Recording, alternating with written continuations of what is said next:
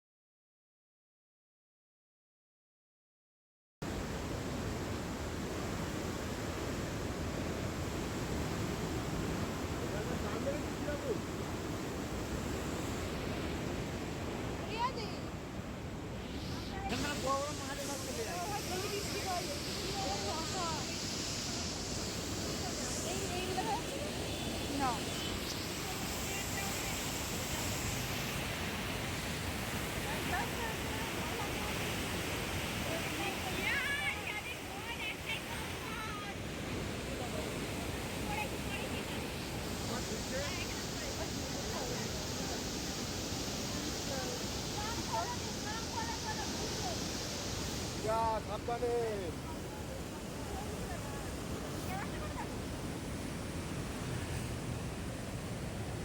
থেকে যাক কর।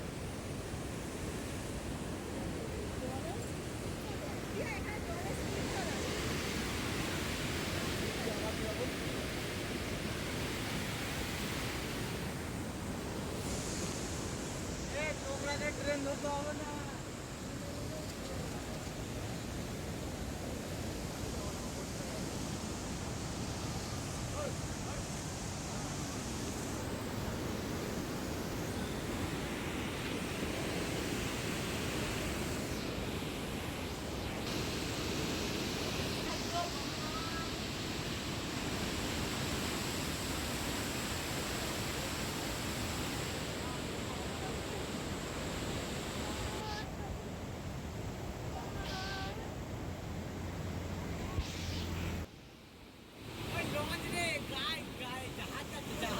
জলটা দেখ।